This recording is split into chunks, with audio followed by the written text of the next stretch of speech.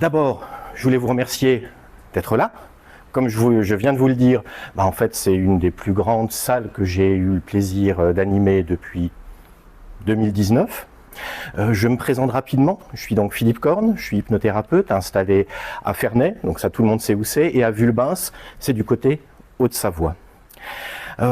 Aujourd'hui, mon objectif, c'est de vous donner un outil concret qui va vous permettre de pratiquer l'auto-hypnose. Qui pratique déjà? Un peu, beaucoup, pas du tout.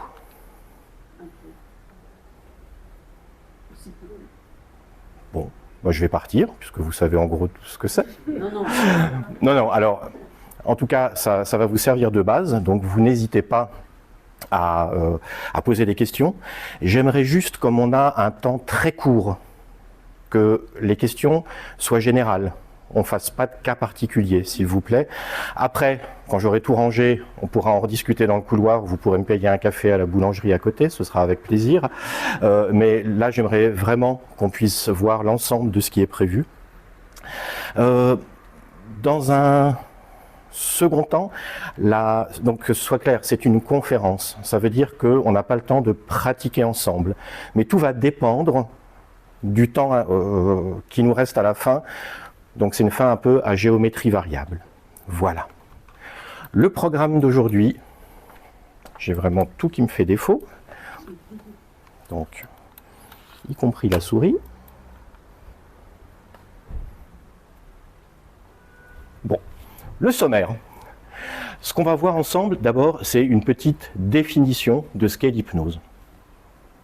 Ensuite, on va se fixer l'objectif pour la journée et surtout, j'aimerais vous expliquer comment vous pourrez vous fixer votre objectif au moment de faire une séance d'auto-hypnose.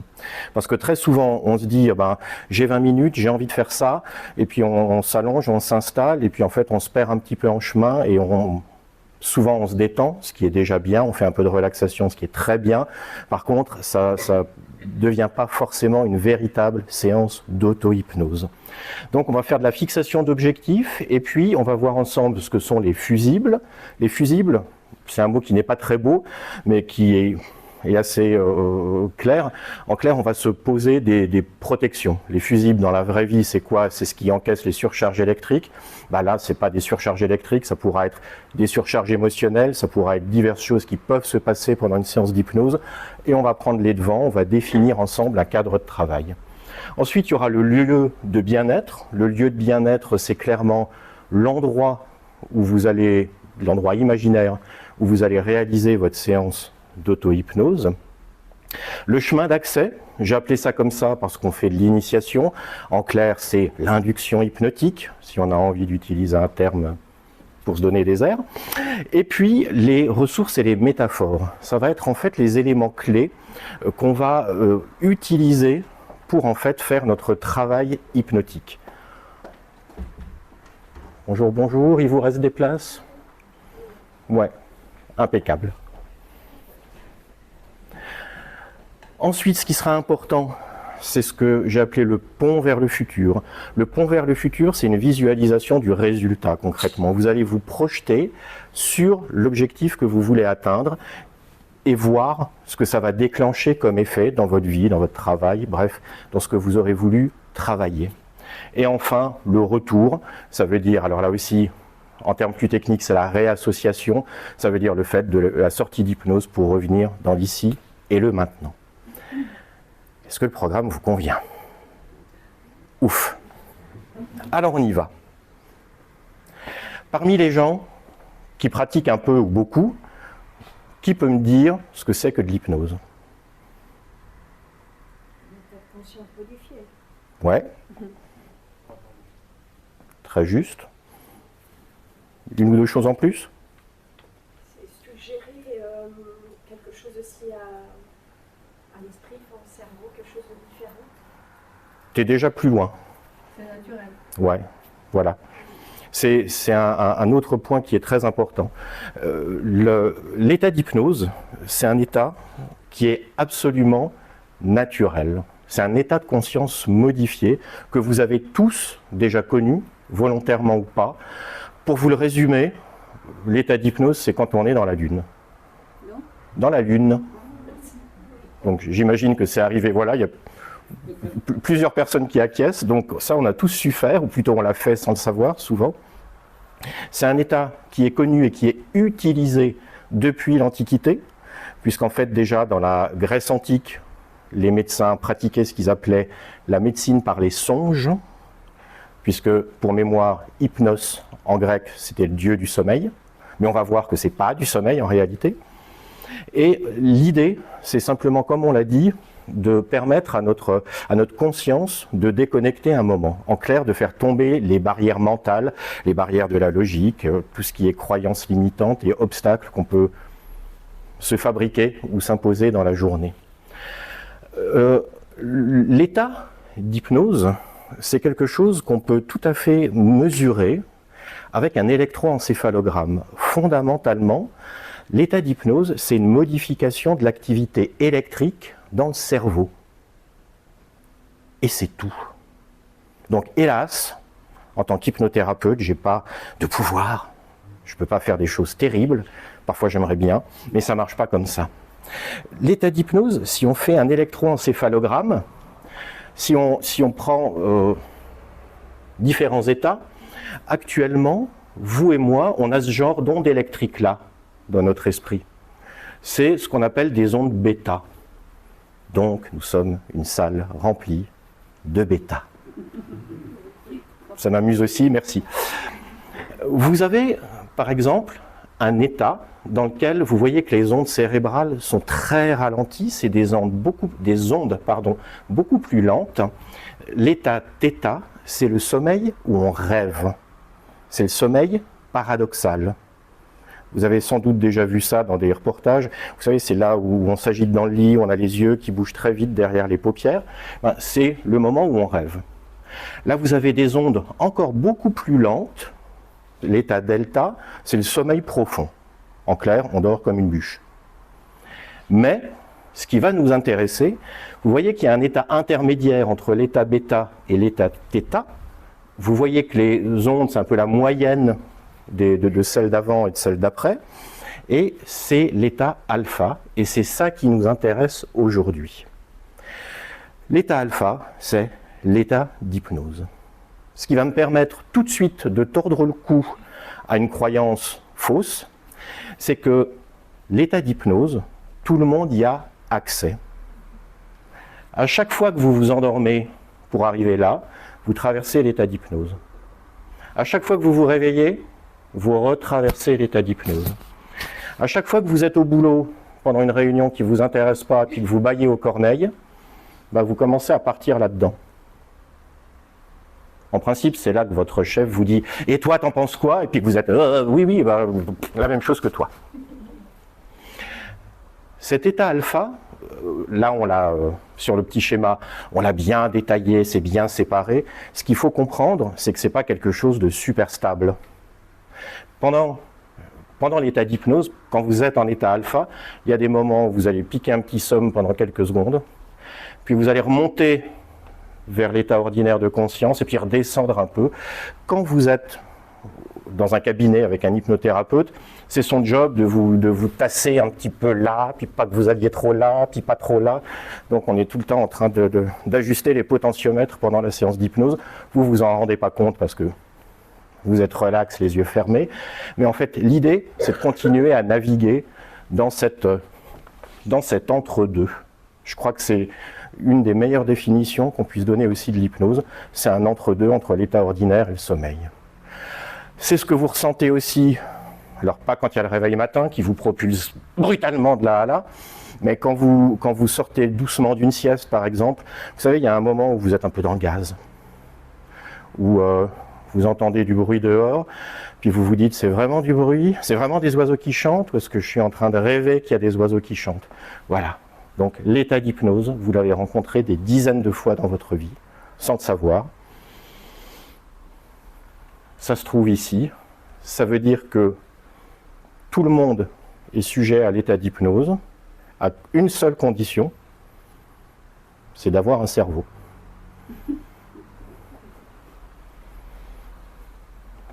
On devrait tous s'en sortir. Cet état d'hypnose, Alors, la seule différence, j'ouvre une parenthèse, la seule différence entre les gens, c'est la vitesse à laquelle on va rentrer dans cet état d'hypnose. Vous avez vu des spectacles, certainement comme tout le monde, où les gens, on leur dit 3 mots, on fait ça, puis on les voit qui s'effondrent. Donc c'est pas bidonné, c'est vrai. Il y a des gens en 10 secondes, en 15 secondes, qui peuvent rentrer en état d'hypnose. Il y a des gens qui vont mettre 20 minutes. Moi, mon job, c'est de prendre 20 minutes s'il faut prendre 20 minutes. Sur une scène de spectacle, vous ne pouvez pas prendre 20 minutes pour mettre les gens en hypnose. La salle, elle se vide. Dans un cabinet, on est là pas pour faire du spectacle, mais pour faire du soin. Donc on prendra le temps qu'il faut. Et pourquoi on s'occupe de ça? Eh bien, tout simplement parce que dans cet état d'hypnose, vous allez en fait être beaucoup plus créatif, beaucoup plus sensible. Vous allez être plus intuitif. Vous allez en fait avoir accès à votre inconscient. Qui a une définition de l'inconscient à me prêter? Voilà, bon. Pendant que j'étais aux toilettes, vous avez vérifié le PowerPoint? L'inconscient, c'est quoi? Alors, tout ce qui n'est pas conscient, c'est une des définitions que le docteur Erickson a données de l'inconscient. Freud en a donné d'autres, et d'autres ont donné encore d'autres définitions de l'inconscient. Aujourd'hui, pour ce qu'on va faire ensemble, c'est une définition qui est suffisante. L'inconscient, c'est ce qui n'est pas conscient, point. En clair, c'est tout ce que vous ne percevez pas de vous-même. Cet inconscient, vous pouvez vous l'imaginer vraiment comme un iceberg. Vous avez la petite partie qui dépasse de l'eau, c'est votre conscience. C'est avec ça que vous passez les 3/4 de votre journée, pour calculer, travailler, organiser votre planning, faire la cuisine, parler aux gens. Mais en fait, on a tous une espèce de masse colossale de ressources qui sont cachées sous le niveau de l'eau et qui sont en fait l'inconscient. C'est pas qu'une histoire de masse. Vous voyez, on peut par exemple, c'est des chiffres qui circulent, qu'on a pu vérifier, consciemment, vous pouvez traiter environ 5, 6, 7 informations à la fois. En clair, en ce moment, vous êtes en train de m'écouter, enfin j'espère, donc vous avez cette information-là. Puis en même temps, vous vous dites, il fait un peu chaud dans la salle. C'est une deuxième information que le corps ressent. Et puis, vous êtes peut-être assise un peu de travers, donc il va falloir rectifier la position sur la chaise. C'est une troisième information. Peut-être que vous vous dites, j'ai exagéré sur mon eau de toilette. Donc c'est une quatrième information, etc. Et puis on n'arrive pas à en traiter plus que 5, 6 ou 7. Votre inconscient traite 2 millions d'informations à la seconde. En gros. Ça veut dire que la moindre tension musculaire est analysée, tout ce qui se passe, la pression de votre pied sur le sol, toutes vos pensées, alors si on a chaud, est-ce qu'il faut commencer à transpirer un peu? Oui, quelle partie du corps va commencer à transpirer, etc., etc., etc. Sans tricher, j'ai posé toute une série de livres sur la table, qui sont à vendre, je vous le dis comme ça. Ceux qui m'ont regardé le faire ont vu combien j'en ai mis. Mais personne ne peut me dire le nombre de livres sur la table. Pourtant, l'information, elle existe, vous l'avez vue. Mais avec votre conscience, vous n'arrivez pas à me dire s'il y en a 10, 20 ou 25. On pourrait s'amuser si on avait du temps. En état d'hypnose, je vous demanderai combien il y a de livres sur la table, vous me direz il y en a 32. Et ce serait juste. Simplement, c'est une information que vous avez captée, que l'inconscient a captée, mais bon, c'est une information qui n'a pas d'intérêt, donc elle est dans le tiroir tout en bas, quoi. Tout simplement. Mais c'est ça qui va être intéressant en hypnose, c'est d'aller travailler au niveau de l'inconscient. Parce que, je viens de vous le dire avec les chiffres, c'est 5 informations à la fois contre 2 millions. J'aime bien aussi dire aux gens, c'est un petit peu comme le moteur de votre Fiat. J'ai une Fiat. Et puis, le moteur de la Ferrari. Si vous mettez 1 litre d'essence dans le moteur de la Fiat, c'est une chose. Si vous mettez 1 litre d'essence dans le moteur de la Ferrari, il ne va pas se passer la même chose. Enfin, il se passera la même chose, mais pas avec le même rendement. C'est un petit peu ça l'idée. Donc l'idée de l'hypnose, c'est envoyez balader la conscience un petit moment, parce que cette conscience, elle obstrue l'accès à l'inconscient. Et une fois qu'on a accès à l'inconscient, on va pouvoir lui apporter plein de suggestions d'amélioration. J'insiste sur le mot suggestion. Pendant l'hypnose, on ne peut pas vous obliger à faire quelque chose. En état d'hypnose, si je vous dis maintenant vous allez sauter par la fenêtre, c'est génial, ça ne marchera jamais, parce que dans votre inconscient, vous avez votre instinct, y compris votre instinct de survie. Donc quand je vais vous dire maintenant sauter par la fenêtre, ça va être génial, vous allez ouvrir les yeux, me regarder de travers, et vous aurez le droit de me mettre une claque, parce que je n'ai pas à vous dire de sauter par la fenêtre. Est-ce que tout ça, ça vous semble clair? Oui, oui, oui, bravo Philippe, merci Philippe. Alors, maintenant que vous savez tout ça, qu'est-ce qu'on va faire avec l'hypnose? Aujourd'hui, dans ce qu'on va faire, on va essayer, on ne va pas essayer, on va le faire, de modifier soit des croyances, soit des comportements indésirables. Est-ce que ça vous convient? Oui, oui. On peut faire de l'hypnose pour plein d'autres choses, des choses parfois même un peu farfelues, mais aujourd'hui, dans le cadre de l'auto-hypnose, vous allez travailler soit sur vos croyances, soit sur vos comportements. Je n'ai pas précisé en début, dans mon vocabulaire, quand je vais vous parler d'hypnose, ça s'adresse aujourd'hui à l'auto-hypnose et donc à ce que vous pouvez faire vous, en tant qu'individu, tout seul chez vous, que ce soit clair. Le but, c'est pas de faire de vous des hypnothérapeutes, c'est de vous donner une méthode, il en existe plein d'autres, mais pour arriver à ce résultat-là. Ça vous convient toujours? Ah, c'est un peu plus fort maintenant. Déterminer un objectif, ça semble un peu bateau, mais c'est essentiel. Si vous ne savez pas, il y a une citation de Sénèque que j'aime bien qui dit « Il n'y a pas de vent favorable à celui qui ne sait pas où il va ». Donc, en clair, si vous ne savez pas ce que vous voulez, ben, vous allez faire 80 séances d'hypnose chez vous, puis vous m'enverrez un WhatsApp pour me dire « Philippe, ta méthode, elle est nulle ». Mais si vous ne savez pas ce que vous voulez obtenir comme résultat, quelle est la problématique que vous voulez traiter, eh bien, vous allez pédaler dans le vide. Au mieux, vous ferez un peu de relaxation, c'est déjà bien, hein, mais ce ne sera pas une séance d'hypnose. Est-ce que tout le monde connaît le modèle SMART? Vous avez déjà entendu parler de ça? Ça tombe bien parce que je vais vous parler du modèle SCORE. Pour changer, je pensais qu'il y aurait plus de oui, donc mon gag tombe à l'eau. Mais pour déterminer votre objectif, il y a plusieurs modèles qui peuvent être utilisés en PNL, en coaching, différentes activités. Moi, je vais vous parler du modèle SCORE, parce que je trouve que pour une question médicale ou paramédicale, il est assez bien adapté. SCORE, c'est un acronyme qui est composé de ces mots-là. Alors le premier, le S, ça va être déjà quel est le symptôme ou la situation dont vous voulez vous débarrasser ou sur laquelle vous voulez travailler. Le symptôme, le mot est clair, j'espère, pour tout le monde, qu'est-ce que vous ressentez? C'est quoi votre problème? Des insomnies, un comportement compulsif, vous êtes addict aux jeux, aux écrans, il y a un de vos collègues qui vous stresse au boulot. C'est le symptôme ou la situation. La situation, c'est la même chose. Ça peut être au travail, je vais au travail avec une boule au ventre, c'est de ça dont je veux me débarrasser. Ok. Le C, ça va être la cause.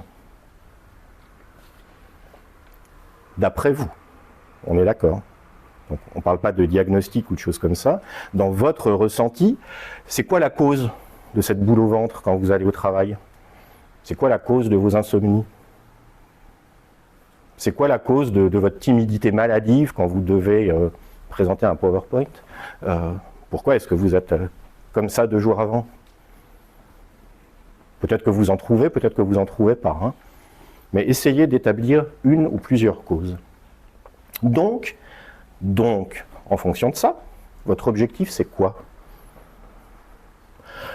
Si j'ai des insomnies, ce sera peut-être mieux dormir.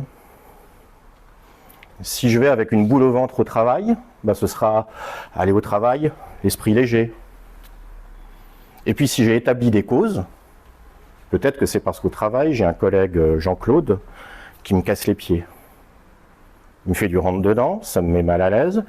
Il vient tout le temps me balancer des dossiers à faire, c'est toujours urgent, c'est toujours truc, c'est toujours machin. Bref, c'est Jean-Claude qui me casse les pieds. Moi, j'avais un collègue qui s'appelait Jean-Claude et qui me cassait les pieds. Donc, je règle mes comptes. Donc, votre objectif, c'est quoi? Bah, peut-être tenir tête à Jean-Claude. On ne sait pas. Savoir lui dire non. Donc, c'est votre objectif. Quand vous formulez votre objectif, premièrement, vous le formulez au présent. C'est « je veux mieux dormir ». C'est pas « un jour, j'aimerais peut-être, éventuellement, mieux dormir ».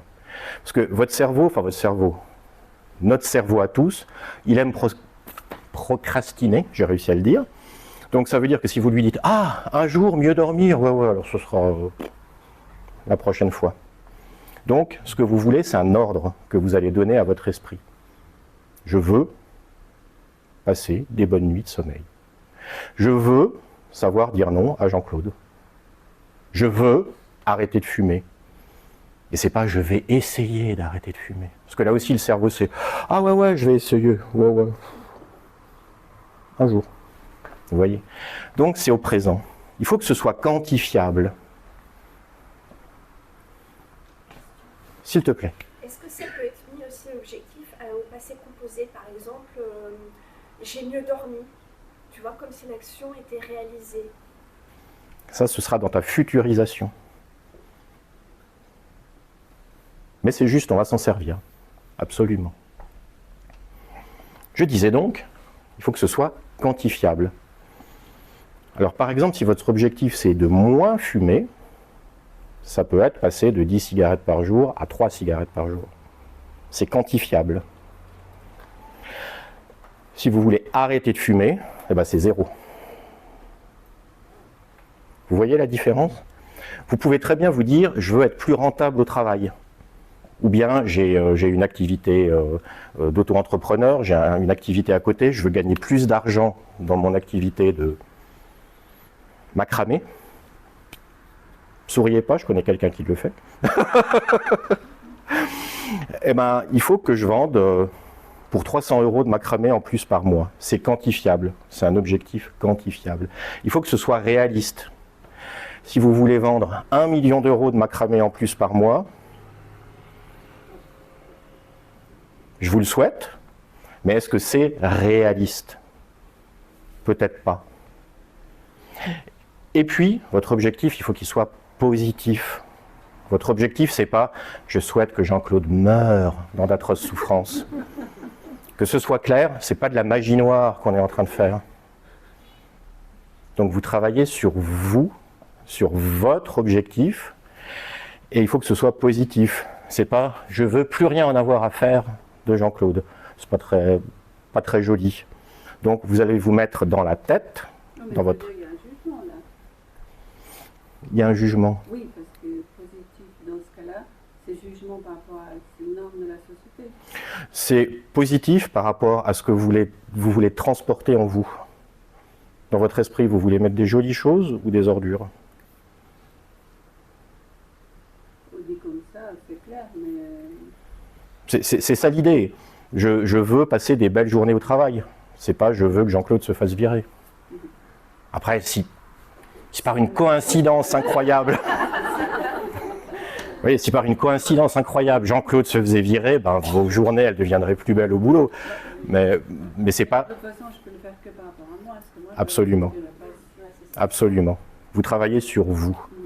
C'est pour ça que je vous ai dit aussi avant, vous ne devenez pas thérapeute parce que vous allez faire 1h15 avec moi. Donc, utilisez l'outil que je vous donne dans les conditions que je définis pour vous. C'est tout à fait juste. Et puis, le R du score, quelles vont être les ressources nécessaires à ça? Et là, dans ce qu'on fait aujourd'hui, je précise, vous allez rechercher dans vos souvenirs, dans vos qualités, dans ce qui vous est arrivé. Ben, moi, j'ai très bien su déjà dire non à mon ex-mari, au hasard. Il y a une majorité de dames, hein. C'est pour ça que je parle d'un ex-mari, messieurs, mais ça peut marcher aussi pour une ex-épouse. J'ai su dire non, j'ai su me prendre, j'ai su avoir du courage. J'ai surmonté, le sujet n'est pas drôle, mais ça fait partie des victoires, j'ai surmonté un cancer du sein. Des choses qu'on a dans notre vie. J'ai fait preuve de courage, de patience, j'ai fait preuve de détermination. Vos atouts, c'est quoi? Je sais tout à fait faire la part des choses entre ma vie professionnelle et ma vie privée. Dans mon job précédent, je sortais du bureau, la journée était finie, je passais à ma vie privée. Eh ben, on va réutiliser ces ressources dans la séance d'auto-hypnose qu'on va mettre en place. Et puis, ça rejoint ce que je vous ai dit tout à l'heure au niveau de la futurisation. Quels sont les effets attendus? En clair, vous allez faire tout ça pour arriver à quoi? Effectivement, à être parfaitement zen au boulot. Relax. Les effets attendus, ça pourra être aussi une attitude, ça pourra être un changement dans votre vocabulaire. Bref, en gros, vous faites tout ça pour arriver à quoi? Là aussi, il faut que ce soit défini, il faut que ce soit clair. Et puis, quelque chose de très important, quelles vont être les conséquences? Parce que ça, souvent, on n'y pense pas. On se dit, je veux ci, je veux ça, je veux truc. Et puis, ça va être quoi, la conséquence? Ouais, parce que si vous devenez un petit peu plus stram, que vous vous imposez un peu, que vous faites preuve d'assertivité et tout, peut-être que ça ne va pas plaire à votre mari. Peut-être que ça va semer la crème à la maison. Parce que ce n'était pas votre comportement habituel. Vous voyez, si demain, je gagne à Euromillions, on n'est plus dans le cadre de l'auto-hypnose, mais les conséquences, ça va être quoi? Peut-être qu'il y a toutes mes connaissances qui vont venir toquer à ma porte pour me piquer des sous. Ah zut, moi qui croyais que ce serait tellement bien d'être millionnaire, en fait c'est une galère. Donc pensez aux conséquences. Les conséquences attendues, ce que vous souhaitez, mais faites-vous aussi, entre guillemets, l'avocat du diable. Est-ce qu'il va y avoir des effets secondaires? Et peut-être pas, hein. Peut-être que ce sera tout bénef. Mais pensez-y, c'est super important. Donc, avec un modèle comme ça, comme le modèle SCORE, je vous ai dit, il y en a d'autres qui existent, mais vous allez pouvoir cerner très clairement ce que vous voulez faire. Qu'est-ce qui se passe? Comment vous pouvez le régler? Et quand ce sera réglé, à quoi ça va ressembler? Est-ce que ça vous semble clair et utilisable? Oui, oui. Donc, maintenant avec tout ça, qu'est-ce que vous allez faire? Suspense. Concrètement, je vous ai dit, vous allez à un moment dans votre séance d'hypnose. Alors, c'était sous-entendu, mais je vais quand même vous le dire. D'abord, quand vous allez faire une séance d'auto-hypnose, vous vous mettez au calme. D'accord? Techniquement, on peut faire de l'hypnose au milieu de la rue en bas. Ce n'est pas un problème. Mais si vous êtes plus ou moins débutant, vous allez, j'allais dire, mettre toutes les chances de votre côté pour que ce soit le plus efficace possible. Donc mettez-vous au calme. Vous coupez vos sonneries de téléphone. S'il y a votre famille autour de vous, vous leur dites, écoute, pendant une demi-heure, je suis aux abonnés absents, pour pas qu'on débarque dans la pièce pour vous poser une question, ou je sais pas quoi. Vous allez éviter d'avoir une cigarette à la main, à la bouche, ou un chewing-gum en bouche. Parce qu'à un moment, souvenez-vous, vous risquez un peu de vous endormir. Si vous avalez de travers votre chewing-gum, ça ne va pas être une très belle séance d'hypnose. Donc, une fois que vous êtes dans un état favorable à la relaxation, alors, comme vous savez le faire avec d'autres méthodes, vous pouvez commencer à modifier un peu votre respiration, à vous détendre, à lister les parties de votre corps pour vous dire « maintenant mes bras se relâchent, maintenant mes jambes se relâchent, etc. etc. » Et quand vous commencez à être un peu détendu, vous allez donc mettre en place ce cadre de travail. Vous avez ici 6 fusibles qui sont listés. Il y en a 3 qui sont vraiment importants. Ceux que j'ai mis en gras. Mais ça ne se voit pas tellement sur l'écran. D'abord, vous allez simplement vous dire, à un moment où vous commencez un petit peu à vous laisser aller, que pendant la séance, vous allez rester maître de la situation. En clair, que si pendant la séance, il y a une émotion qui vient, une idée parasite qui arrive. Ou parfois, ça peut être une émotion qui va vraiment... vous voyez, on peut imaginer, j'ai envie de... on peut travailler sur le deuil avec l'auto-hypnose, mais à un moment, on peut avoir une émotion qui va venir engloutir ce moment qui devait être un moment de calme et de relaxation, et puis on est complètement submergé par une émotion, et puis on n'est plus en mesure de continuer la séance. Donc en cas d'émotion envahissante, on peut utiliser un mot inapproprié dans l'histoire qu'on se raconte. On peut d'un seul coup activer un souvenir qu'on ne souhaitait pas utiliser. À ce moment-là, notre inconscient peut l'éliminer, l'effacer, mettre quelque chose de plus approprié, ou si c'est insupportable, on va en douceur sortir de la transe pour continuer la journée. En clair, premier fusible, la maîtrise de la situation. Deuxième fusible important, un cas d'urgence. Vous êtes dans votre canapé, vous commencez à partir loin, loin, loin, loin, loin, puis d'un seul coup, ça sent fort le brûler. Ah! Donc je continue mon voyage aux Seychelles, et je brûle vif. Ou bien je me dis que l'odeur de brûler, ça mérite que je m'en occupe. Alors là aussi, en cas d'imprévu, en cas d'urgence, je vais sortir tout de suite de la transe pour pouvoir prendre les décisions ou les actions adéquates. Troisième chose, parce que vous êtes seul quand vous faites votre auto-hypnose, ce sera le fusible de temps. Et maintenant, dans cet état de détente, je vais demander à mon inconscient de revenir à l'instant présent au bout de 20 minutes. Et vous serez étonné de voir comme ça marche bien. Alors 20 minutes ou 15 minutes ou 30 minutes, ce que vous voulez. Quand vous êtes grand débutant, mettez-vous une petite alarme sur la montre ou sur le téléphone. Ça évite que les 20 minutes, ça devienne 2 heures de sieste, si vous avez autre chose à faire. Parce que comme vous avez vu, on est à ras du sommeil quand on fait de l'hypnose. Donc c'est facile à un moment que on s'endorme pour de bon. Mais pour le précédent, l'urgence, on n'a pas besoin de définir. Non. Si quelque chose d'inhabituel survenait, je demande à mon inconscient de me ramener dans l'ici et le maintenant. C'est possible de faire tout le temps ça, d'arriver à se dire je mets ça en place pour revenir et pas de partir et puis Oui. laisser revenir. Ouais. Je vais vous le dire un peu plus loin, mais vous serez étonné de voir comme votre inconscient vous obéit. On a l'impression que c'est une machine folle qui tourne toute seule. En réalité, on arrive vraiment à bien le canaliser, avec un tout petit peu d'entraînement.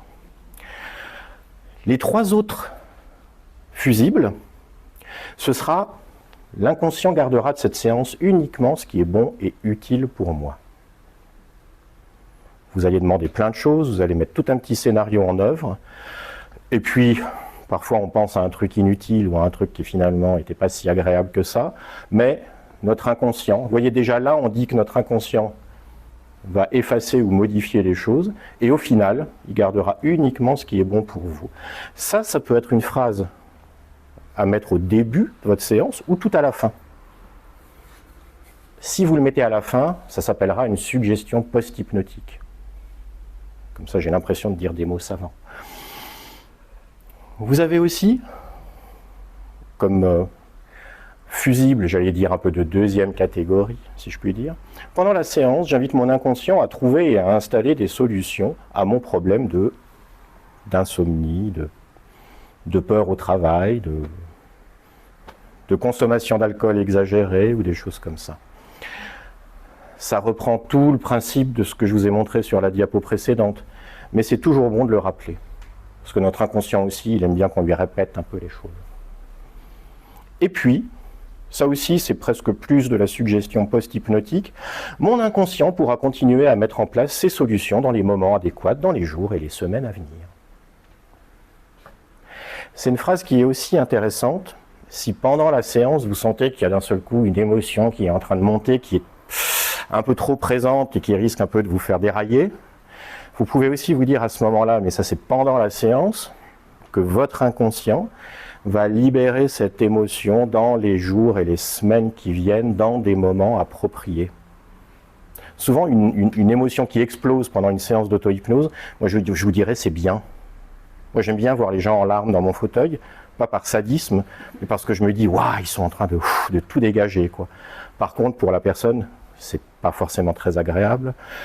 Donc là aussi, on peut essayer de la récupérer et puis de dire, non mais cette émotion va continuer à se libérer de manière appropriée dans les jours et les semaines qui viennent. C'est fusible, donc comme je vous l'ai dit, il y en a 3 vraiment importants, surtout quand on débute. Les 3 autres sont optionnels, j'allais dire, ça vous fera pas de mal. Est-ce que vous avez des questions? Oui, alors ça veut dire qu'on doit formuler tout ça avant Ouais. de commencer.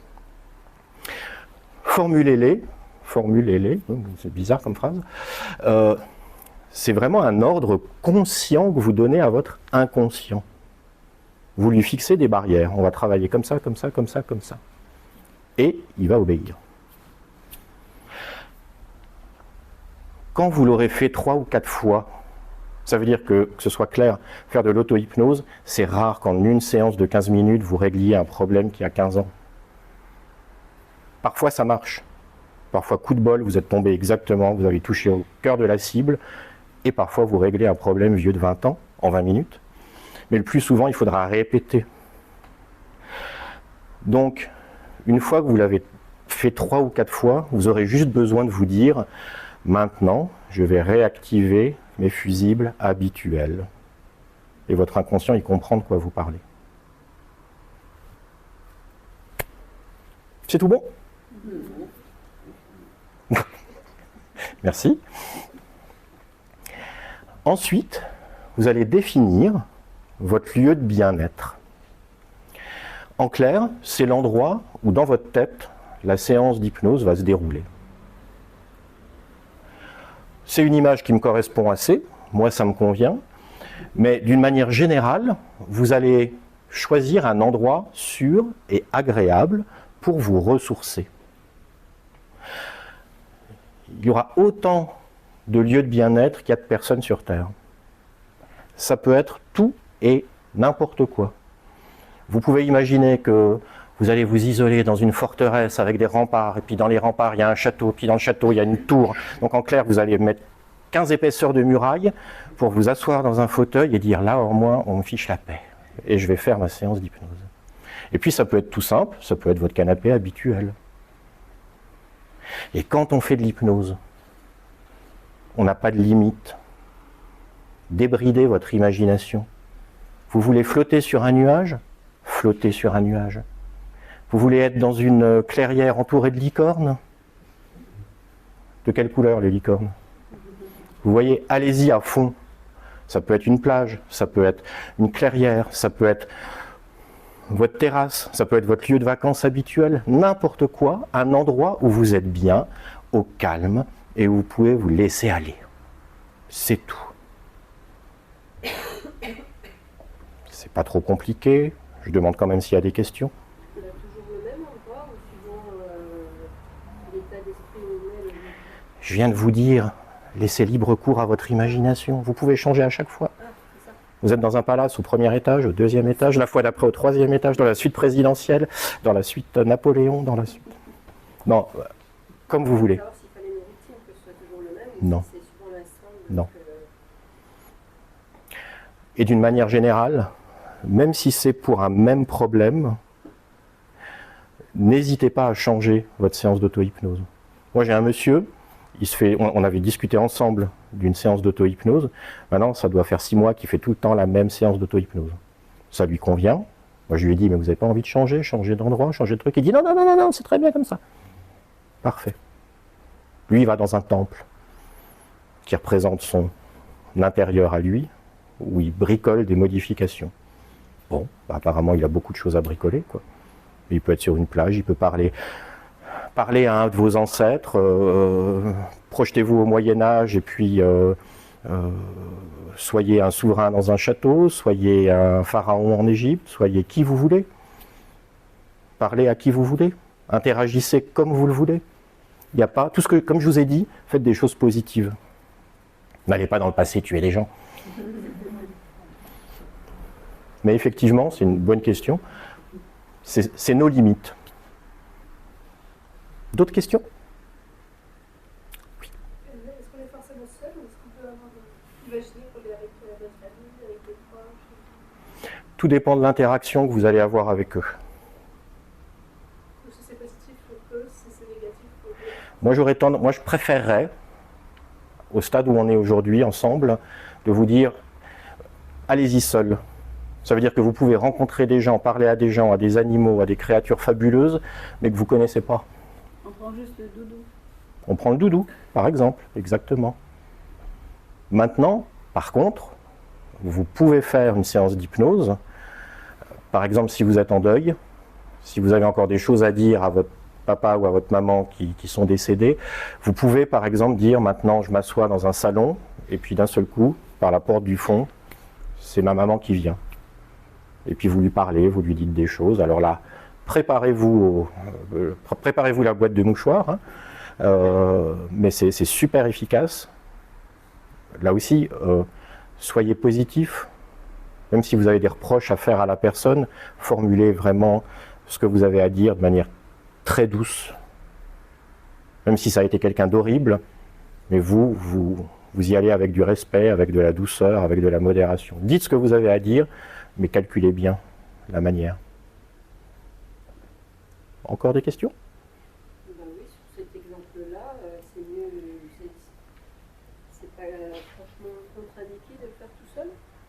Non, Je veux dire par là, mais avec un peu d'expérience. ouais. Pour être sûr de bien maîtriser vos fusibles, pour être sûr de savoir gérer une émotion qui risque de déraper. Ne faites pas ça tout de suite ce soir en rentrant, par exemple. L'hypnose, c'est comme le sport. Plus on fait, plus c'est facile. Et je vais même vous dire autre chose.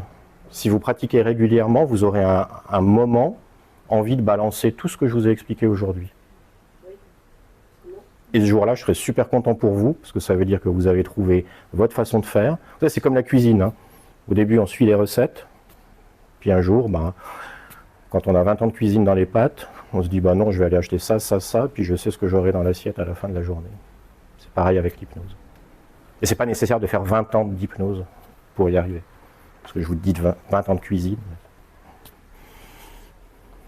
Oui? Quelle est la différence avec la méditation? J'ai jamais fait d'hypnose. Il y en a très peu.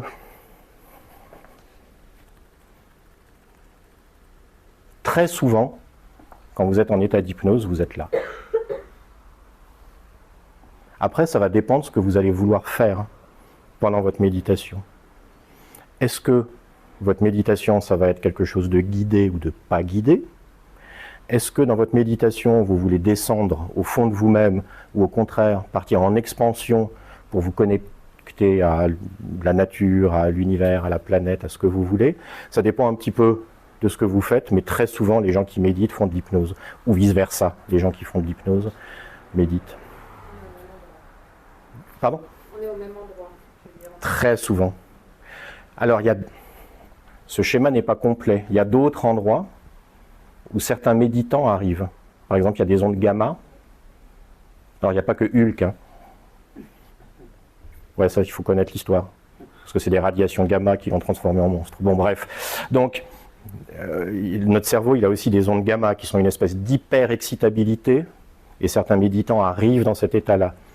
Et là, on dit qu'il se passe plein de choses très ésotériques quand le cerveau est dans cet état-là. Aujourd'hui, on s'occupe de ça. Vous me parlez de méditation, ça marche aussi avec la prière. Il y a des gens, pendant leur prière, ils sont là. Et après, et ça c'est mon interprétation à moi, vous voyez qu'on est très près de l'état où on rêve. Donc peut-être que quand on prie et qu'on voit des anges, en fait on les rêve. Ou pas. Ou pas. Je mets tout de suite un bémol, mais ça peut très bien arriver que vous n'arriviez plus à savoir si vous êtes dans l'un ou dans l'autre et à voir une apparition. Ou pas, une fois de plus. Alors je vous parle d'une prière avec de la ferveur, hein, où vous vous créez une bulle, où vous vous isolez, où vous rentrez en vous, où vous avez une foi sincère, où vous avez vraiment beaucoup de ferveur dans votre prière. Une prière, c'est pas juste « Seigneur, bénissez ce repas ». On parle de quelque chose de plus costaud, de plus dense. Oui. J'ai une question. Quand on a des troubles du sommeil type hypersomnie ou narcolepsie, est-ce que ça peut faire qu'on n'arrive pas à... J'avais dit pas de questions personnelles. Ah oui, pardon. Désolée. Mais la réponse est oui.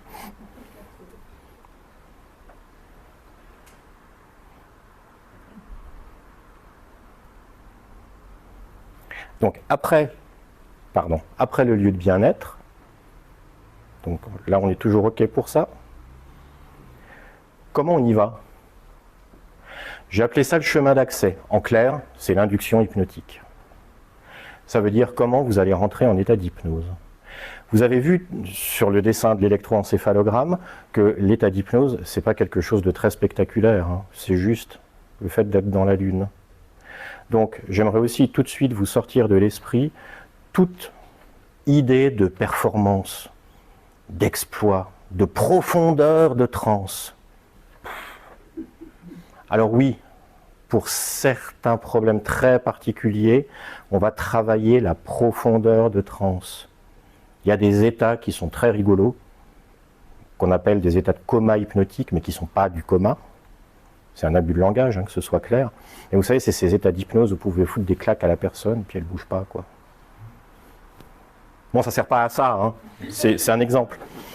Mais si vous voulez, c'est dans ce qu'on va faire aujourd'hui, un état de transe, qui soit profond, très profond, super profond ou pas du tout profond, on s'en fiche un peu.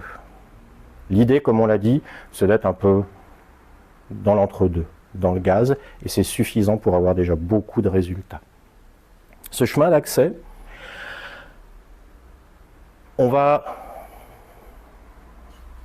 dit que jusque-là, on était déjà un peu relaxé, et là, en fait, on va approfondir cette relaxation, mais à fond.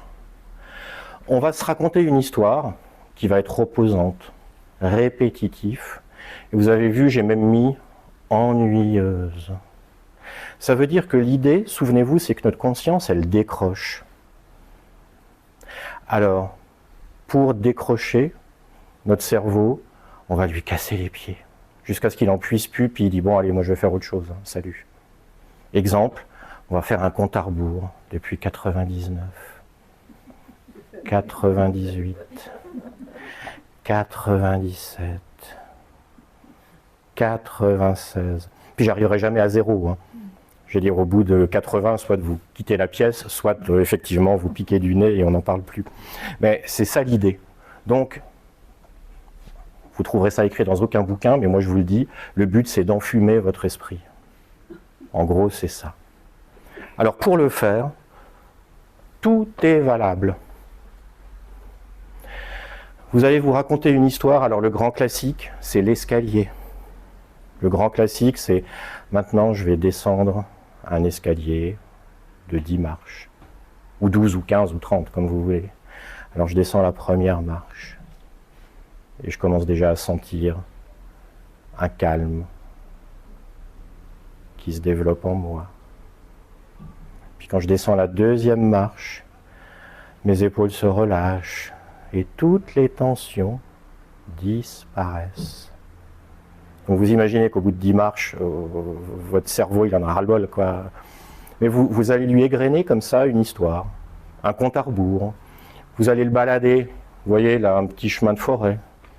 Et puis pendant que tu marches, tu sens les fleurs sur le bord du chemin, l'odeur de mousse sur les arbres, tu entends le bruit des oiseaux. Et plus tu avances, plus tu te sens bien, calme et détendu. Donc quand vous avez fait 1 kilomètre, là aussi, votre cerveau, il n'en peut plus, hein. Un vol aux montgolfières. La montgolfière décolle et vous regardez la terre qui s'éloigne de vous. Et la nacelle est doucement balancée par un vent frais et vous profitez de ce balancement qui vous berce encore, qui vous berce de plus en plus. Vous captez l'idée? Ça y est, ils dorment tous. Ça peut être une sensation kinesthésique réelle. Vous savez ce que c'est, la kinesthésique? Ça veut dire une sensation corporelle. Donc ça peut être le balancement d'un hamac. Vous vous mettez dans le jardin, dans le hamac, puis là... Et en même temps, vous vous racontez l'histoire. Et à chaque balancement, je sens chaque partie du corps qui se relâche, etc., etc. Ça peut être une petite musique. Alors évitez les musiques avec les chants d'oiseaux, d'eau qui coule et tous ces trucs-là, quoi. Mettez-vous la musique la plus monotone possible, du chant grégorien, de la musique binaurale, des trucs comme ça. Vous vous souvenez dans l'électroencéphalogramme, les ondes de l'état d'hypnose, c'était 10-12 Hertz. Vous voyez, non, j'allais poser une question, non, vous ne voyez pas à quoi ça ressemble, une onde de 12 Hertz. Vous avez déjà entendu les chants indiens? Voilà, ça, c'est 12 Hertz. Donc, qu'est-ce qu'ils font, les chamans? Ils se mettent en transe. Ils bougent, souvent ils dansent, ils font des gestes répétitifs. Donc, c'est kinesthésique. Et en plus, il y a un son. Le cerveau, quand vous avez cette onde de 10 Hertz, le cerveau cale ses fréquences dessus. Vous rentrez en transe par de la musique. Ça peut être une odeur, un parfum. Quand vous sentez alors, ce que vous voulez comme odeur, tout de suite, ça induit un état de relaxation. Le tic-tac d'une pendule. Dans mon bureau à Ferney, j'ai une pendule au mur qui fait un tic-tac insupportable. Par contre, c'est génial pour que les gens décrochent. Il y a autant d'exemples que de personnes. Quand vous aurez un peu de pratique, vous trouverez le truc qui vous branche le plus. Ce sera une promenade sur la plage, ce sera l'escalier, ce sera une promenade dans la forêt. Si vous préférez la montagne, faites votre promenade à la montagne. Si vous n'aimez pas la flotte, vous ne promenez pas au bord de l'océan. Et vous verrez aussi en pratiquant que vous aurez une préférence pour le kinesthésique ou pour de l'auditif. Il y a des gens, par exemple, ce sera « Ah oui, c'est le chant des oiseaux dans la forêt ». Ou bien quand vous marchez sur le sol, le craquement des feuilles mortes, parce que c'est plus par l'oreille que passent vos sensations. Ou alors ce sera visuel. Vous regardez les couleurs des feuilles mortes le long du chemin. Pour savoir ce qui est le plus efficace pour vous dans votre GPS, vous écoutez ce que vous dit le GPS ou vous regardez le plan? C'est déjà une indication. Est-ce que tout ça vous semble clair? Je regarde l'heure, c'est pas poli, mais il faut y aller. Ça vous semble clair? Oui, oui, oui. Je fais un peu du bruit, comme la caméra vous filme pas vous. Toujours dans le chemin d'accès, des points importants. Ça vous semble évident ici aujourd'hui en étant assis là, mais soyez doux et généreux envers vous-même. Quand vous vous faites une séance d'auto-hypnose, c'est un cadeau que vous vous faites. Donc vous ne faites pas une boîte remplie de scorpions, quoi. Offrez-vous des belles choses. Et offrez-vous aussi le temps nécessaire à la séance. Essayez pas de bâcler une séance en 5 minutes. Vous perdez votre temps, puis vous allez vous dégoûter. Une séance d'auto-hypnose, c'est au bas mot 15 minutes. Et c'est plus souvent 20 ou 25 que 15 minutes. Utilisez votre vocabulaire à vous. Tous les exemples que j'ai notés là, c'est mes mots à moi. Mais vous, vous avez peut-être envie de vous dire, et il ne faudra pas que je lambine plus que 15 minutes. Ok. Ben, votre inconscient, il a compris lambiner. Ok, il sait ce que c'est.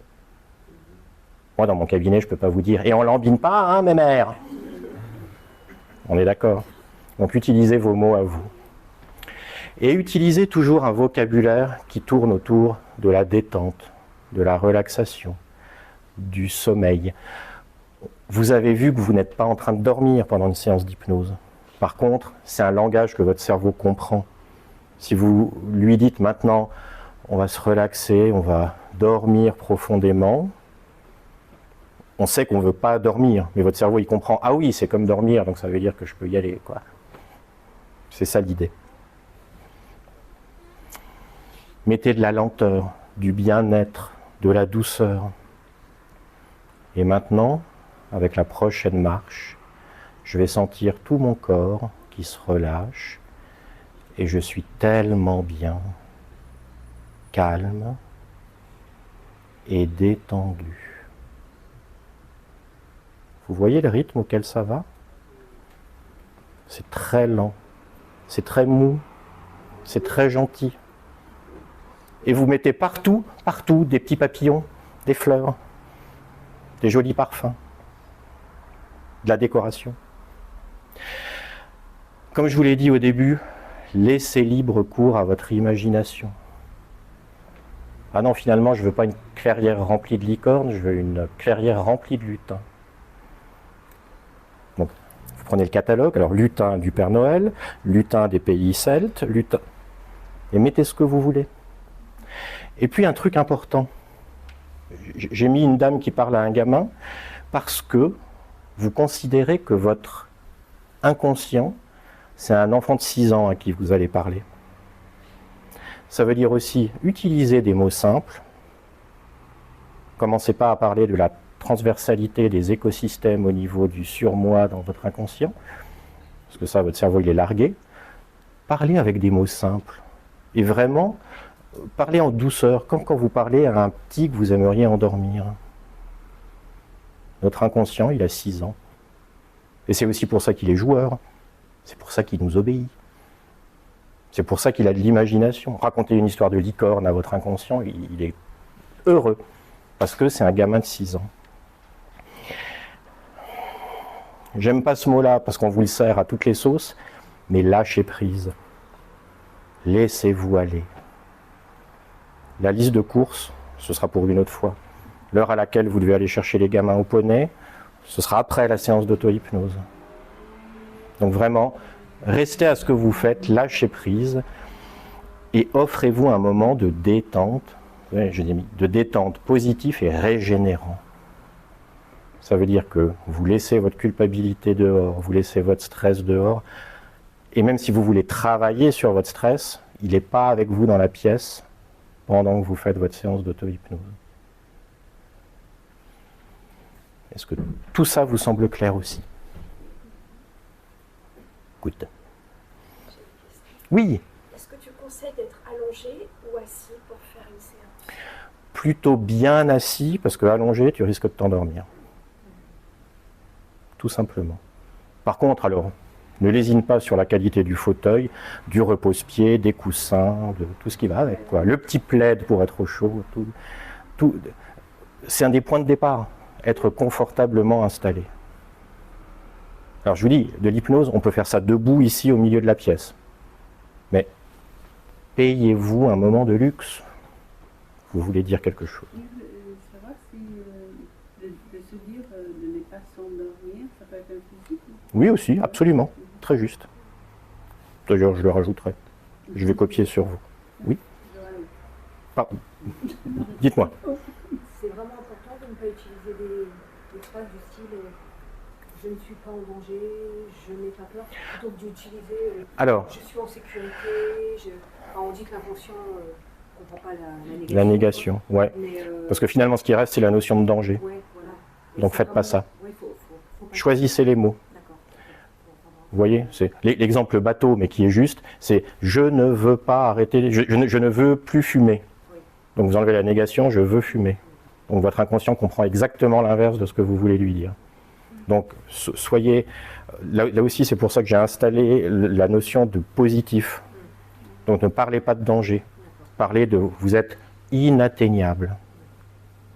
Vous êtes hors du quotidien. Vous êtes isolé et paisible. Parce qu'on a tellement l'habitude de définir un peu nos objectifs, Ouais. quelque chose qu'on ne veut pas, Ouais. que souvent, même dans Ah. cet état-là, on va avoir tendance. Alors ça peut vous aider quand vous établissez votre objectif. Ça s'appelle un métamodèle, s'éloigner d'eux. C'est pas le sujet aujourd'hui. Mais effectivement, vous pouvez dire je ne veux plus ça, je ne veux plus ça, je ne veux plus ça.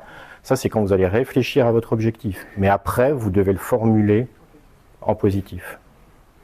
Donc, je ne veux plus perdre mon temps à tel endroit. Résultat, je veux maîtriser mon agenda.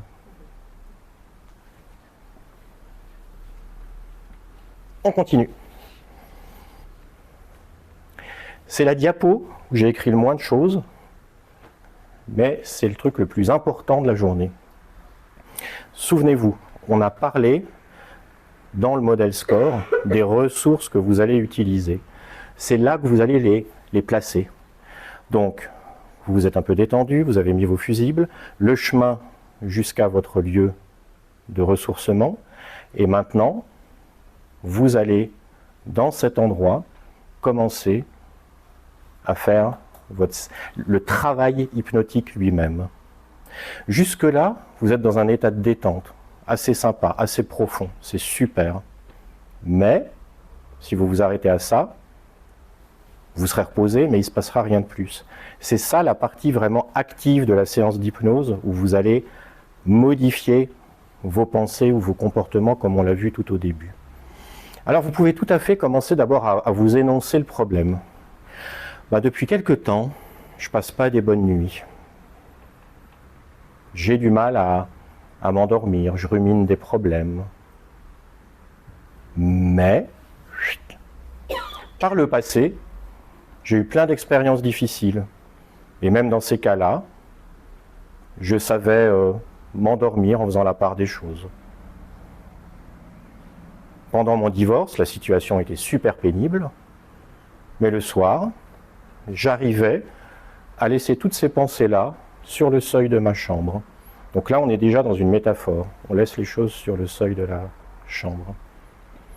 Autre métaphore possible, avant de m'endormir, je mettais tous mes soucis dans une boîte, un gros Tupperware, vous savez, ceux qui sont super hermétiques.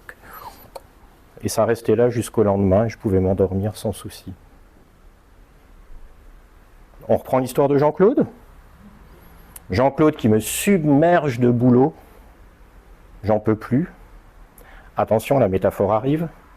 C'est un peu comme si j'étais au bord de la mer et que la marée monte. Monte, monte, monte. Puis j'ai de l'eau jusque là. Puis j'en peux plus. Mais, à partir de maintenant, qu'est-ce qu'on peut faire quand on commence à être dans la flotte, quand la marée monte? On peut nager. Moi, je pensais à plus simple que ça. On se retire. Il suffit de faire 3 pas en arrière pour avoir de l'eau jusque là. Et c'est tout à fait supportable. Et si la marée continue de monter, eh ben, puisqu'on est dans l'imaginaire, je décide de construire une digue devant moi qui bloque la montée des eaux. Et c'est votre inconscient qui traduira tout ça après en choses concrètes. Ah oui, oui, oui, oui. Quand le stress commence à venir, ah ben la digue. Ah oui, donc quand on n'a pas des cas dans le passé où ça s'est bien passé, on s'imagine. Absolument. On se le crée. Ou alors, prenez-vous pour Moïse, vous écartez les eaux. C'est pas du blasphème, hein, c'est de l'imagination. Vous voyez l'idée? Vous pouvez utiliser l'un, l'autre ou les deux, si vous avez les deux. Votre métaphore, elle sera personnelle. Elle sera construite avec ce que vous ressentez. Et donc ce ressenti, comment vous pouvez le matérialiser par un exemple? Ben là, c'est la marée qui monte. Ou bien d'un seul coup, quand il arrive dans le bureau, Jean-Claude, c'est comme s'il y avait un incendie qui se déclarait dans moi. J'ai envie de me lever, de le tabasser. Bon, ben, quand il y a le feu, qu'est-ce qu'on fait? On appelle les pompiers. On prend un extincteur. On jette une couverture sur le feu pour l'étouffer. Voilà, vous fabriquez des métaphores. Et n'hésitez pas à en utiliser 2, 3, 5, 8, 10. Et tout ça, vous l'aurez établi dans votre modèle score. On est d'accord?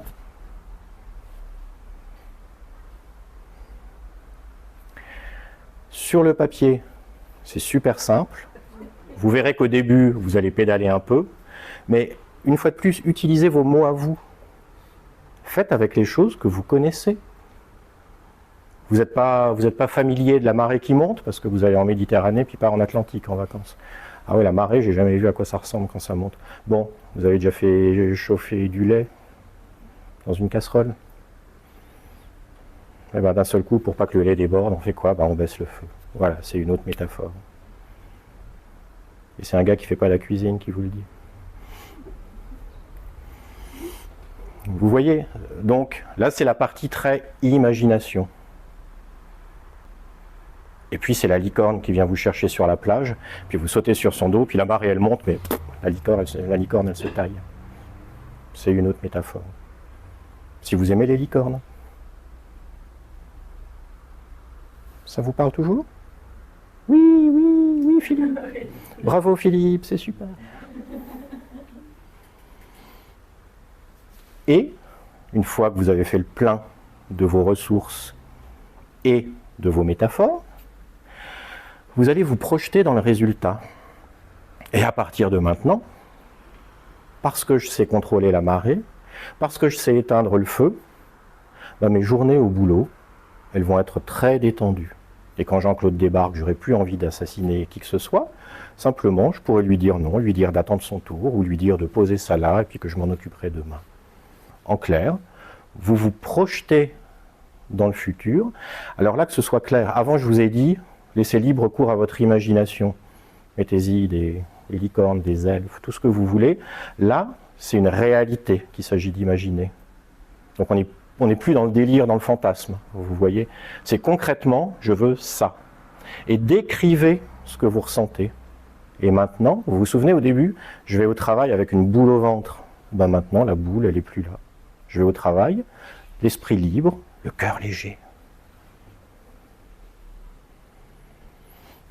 Et tout ça, pour bien enfoncer le clou, si je puis le dire, imaginez-le dans les jours, les semaines, les mois qui viennent. À partir de maintenant, de jour en jour, j'irai au travail de plus en plus détendu. Et souvenez-vous, dans les fusibles, je vous avais dit, on peut en utiliser comme suggestion post-hypnotique. Et pendant les jours et les semaines qui viennent, mon inconscient va continuer à mettre en place ces ressources pour mon plus grand confort, ma paix intérieure, ma sécurité et mon bien-être. N'hésitez pas à répéter, hein, vous en mettez des caisses.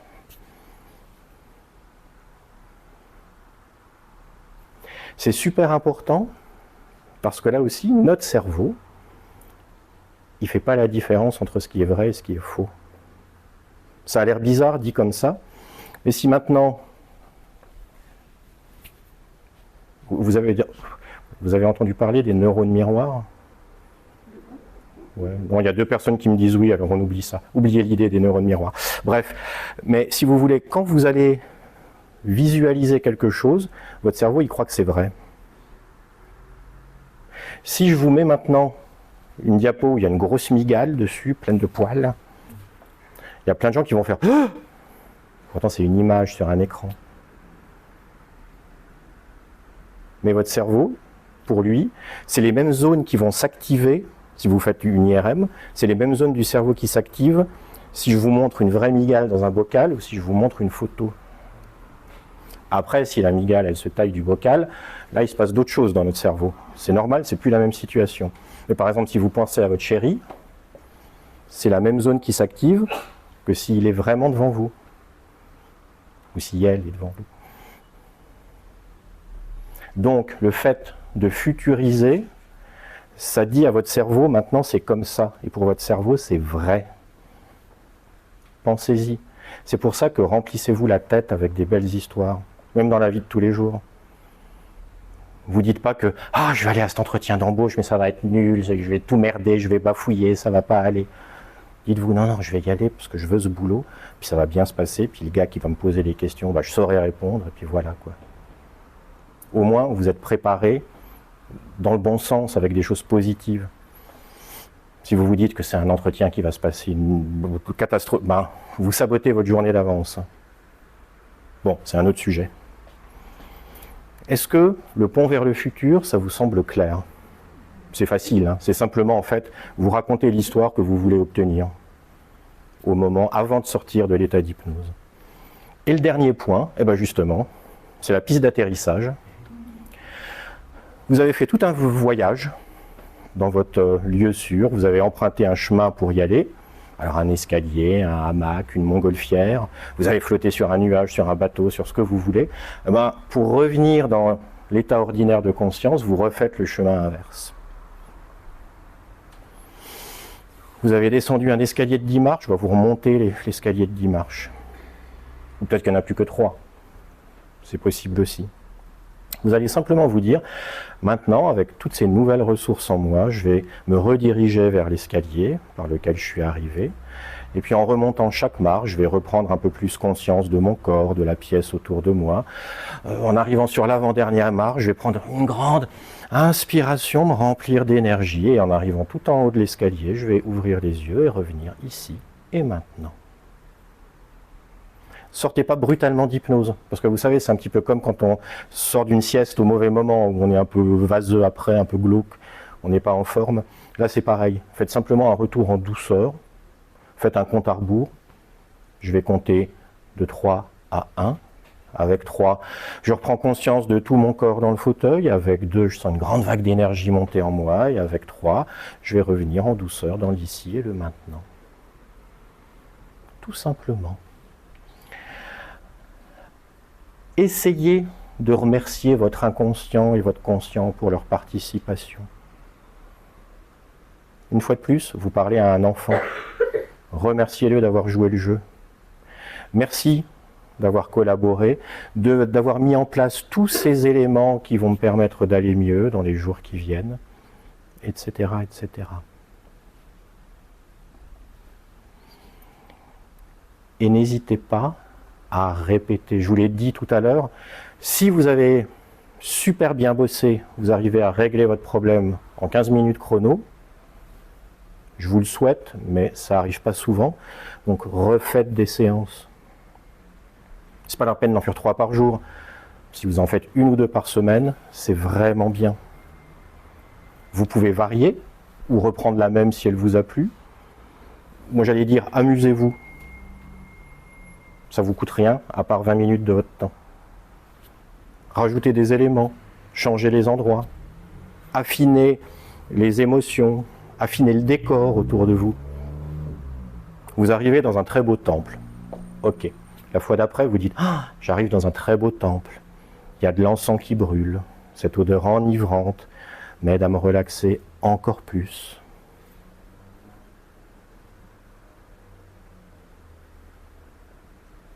Donc il y a une personne qui est vraiment en état d'hypnose.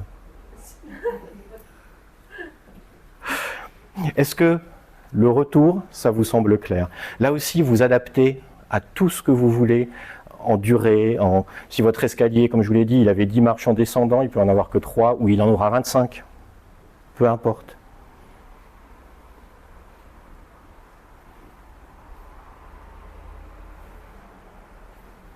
Par exemple, on a dit en bout de 20 minutes, Mhm. et à quel moment on fait le retour?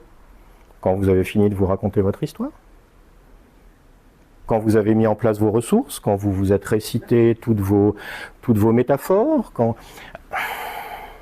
on a tous, à l'heure qu'il est, des téléphones avec des dictaphones dessus. Enregistrez-vous. C'est le plus simple. Tout ce que je viens de vous expliquer, quand vous avez l'habitude, c'est facile de vous dire, et maintenant, puis votre histoire de marée qui monte et tout ça, mais au début, vous allez... Forcément, vous allez essayer d'être bon élève. Donc, alors, est-ce que j'ai fait est-ce que mon chemin a été assez long? Est-ce que j'ai mis assez de trucs? Est-ce que ma métaphore c'est la bonne? Donc, vous enquiquinez pas avec ça. Vous vous posez, vous faites un plan sur un papier, vous prenez votre dictaphone et vous vous récitez. Alors, l'escalier que vous descendez, et puis après votre lieu de ressourcement, puis les métaphores, les ressources et tout, puis à la fin vous faites un retour. Alors comme je vous l'ai dit, en parlant lentement, en mettant beaucoup de pauses, en étant un peu barbant, encore plus barbant, pour vous détendre, encore plus. Je ne vais pas vous perdre, hein. Bon. Une dernière. Est-ce qu'on peut utiliser l'auto-hypnose pour enlever les douleurs? Oui, tout à fait. On n'a plus le temps d'en parler. Je suis désolé.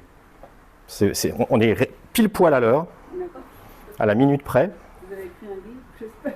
J'en ai écrit 3. Non, mais C'est pour ça que je vous ai mis... J'en profite, hein. Non, la douleur... Alors, en quelques mots, vous faites tout ça. Votre métaphore, vous pouvez faire 2 choses. Attention, prenez des notes. Vous allez réifier votre douleur. Réifier, ça veut dire que vous allez en faire une chose, un objet. La réification, vous allez lui donner une forme, une couleur, une texture. Par exemple, j'ai mal dans le genou. Mais c'est quoi mon mal au genou? C'est comme une espèce, c'est comme des grains de sable dans le genou. Ok, c'est des grains de sable. C'est des grains de sable qui sont de quelle couleur? Rouge. Il y en a beaucoup? Oui, ok. Ils sont de quelle taille? Ils sont un peu comme ci, comme ça. Ok. Vous voyez, décrivez, donnez-leur une forme, un aspect, et après, qu'est-ce que vous pourriez faire pour éliminer ces grains de sable? Mettre de l'eau, laver le sable, ok. Mettez de l'eau, puis dans l'eau, rajoutez quelque chose de rafraîchissant, de relaxant, qui emmène la douleur. Puis vous pouvez même y mettre un parfum, une couleur, quelque chose. Vous avez une douleur à l'estomac, c'est quoi? C'est du feu. Ok, c'est du feu comment? C'est une grosse flamme rouge, d'accord. Qu'est-ce que tu peux mettre à la place? De l'eau, d'accord. Ou du froid, d'accord. Alors le froid, tu le mets comment? Par exemple, j'imagine de la neige. Ok, alors il y a de la neige qui tombe sur l'estomac. Tout ça, ce que je suis en train de vous dire, c'est les métaphores que vous utilisez. Vous pouvez vous dire, par exemple, maintenant, ça fait quelques semaines, quelques mois que j'ai des brûlures d'estomac. Alors, allez d'abord chez le médecin, que ce soit clair. Alors, c'est le moment ou jamais pour vous dire, l'hypnose est une approche complémentaire qui ne se substitue pas à la médecine classique. Voilà, je l'ai dit. Donc, une fois que c'est au clair avec le médecin, vous vous dites, ok, maintenant j'ai ces problèmes-là depuis un moment, gna gna gna. C'est comme un feu qui me brûle l'estomac. Mais ce feu, je sais le réduire comme le feu de ma cuisinière en tournant le bouton. Ce sera ça votre métaphore. Et j'y mets de la glace. Et puis au bout d'un moment, je peux étouffer le feu sous une couverture. Vous avez 3 métaphores pour le prix d'une. Donc en fait, il n'y a que cette partie-là qui s'adapte. Ouais. Dans l'objectif, ça veut dire que le symptôme, c'est le problème à l'estomac. La cause, c'est un problème à l'estomac. J'en suis où? La cause. L'objectif, c'est de ne plus avoir mal. Les ressources, c'est de savoir le maîtriser, etc., etc. Donc vous pouvez mettre du froid, du chaud, des crèmes anesthésiantes, tout ça métaphorique. Ça a l'air un peu enfantin la manière dont je vous le dis, mais avec un peu d'entraînement, un peu de répétition, c'est super efficace. À tel point que si vous êtes au boulot, puis que d'un seul coup vous commencez à avoir mal à l'estomac, vous allez vous mettre dans un coin 2 minutes, puis simplement vous dire « Allez, je repars dans ce moment de détente et je me remets ma crème anesthésiante ou de la neige ou blablabla » et vous verrez que la sensation se réactive très vite. C'est un peu étonnant, mais ça marche. Oui. Je ne sais pas du tout si c'est pertinent, mais vous avez dit que l'intuition avait beaucoup de créativité. Ouais. Et du coup, si on écrit par exemple, on cherche de l'inspiration pour écrire un livre ou pour faire de l'art ou je sais pas, est-ce que se mettre en hypnose, ça peut déclencher du coup d'avoir plus d'inspiration? Je suis sûr que vous connaissez la réponse. Voilà. Après, n'attendez pas forcément un miracle non plus. D'accord? Vous n'aurez pas le Nobel de littérature, forcément. Par contre, oui, vous pouvez y trouver. Là aussi, demandez à votre inconscient de faire jaillir des idées, des métaphores, c'est sans fin. C'est votre imagination que vous allez stimuler. Ou vous allez simplement vous répéter tout ce processus, par exemple, avant de vous endormir. Utilisez vos rêves. Et dans mes rêves, mon inconscient me montrera telle chose, tel machin, tel bidule. Vous avez une question? Est-ce que je suis douée pour ça? Pardon? Est-ce que ça peut être une question comme objectif? Genre, est-ce que je suis faite pour ça? C'est pas de la divination. Vous pouvez augmenter votre confiance en vous. Vous pouvez travailler sur plein d'éléments qui vous aideront à développer une compétence, à développer de l'inspiration ou des choses comme ça. Par contre, c'est... Non, parce que c'est pour ceux qui ne trouvent pas un travail, enfin ils ne savent pas dans quoi ils veulent travailler. Alors oui, ça peut aider à la prise de décision, ça peut, parfois même de manière très radicale. Il y a d'autres protocoles qui sont plus efficaces que ce qu'on vient de voir aujourd'hui ensemble. Mais, si vous avez une idée qui vous convient pour l'adapter, n'hésitez surtout pas. On a fini. Des dernières questions? Est-ce qu'on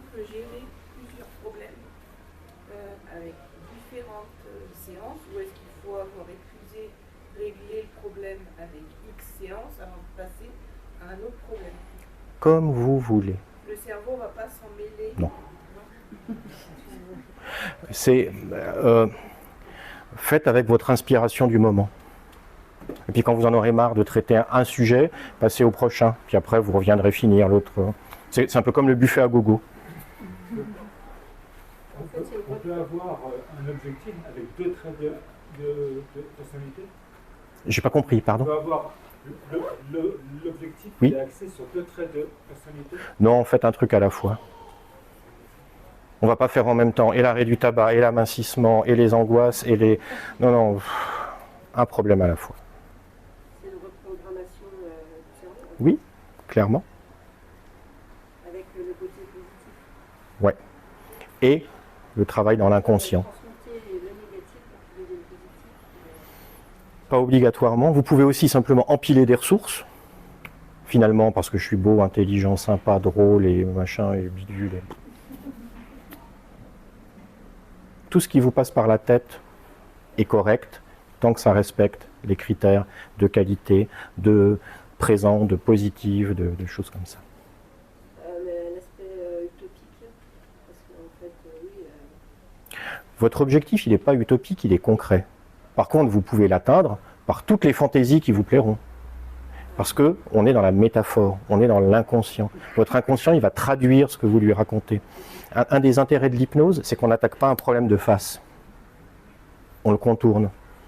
Et on met des papillons, de la barbe à papa, des licornes, des fleurs, des... Vous voyez? Et votre inconscient, il va traduire tout ça. Il va se dire, oui, finalement, c'est vrai que la marée, on n'est pas obligé de la subir, il suffit de faire 3 pas en arrière et puis on n'a plus de l'eau jusqu'au menton, quoi. Est-ce que votre présentation d'aujourd'hui, on peut la voir Oui, si vous me donnez votre mail et j'ai une feuille Ouais. derrière que je vais vous donner. D'accord.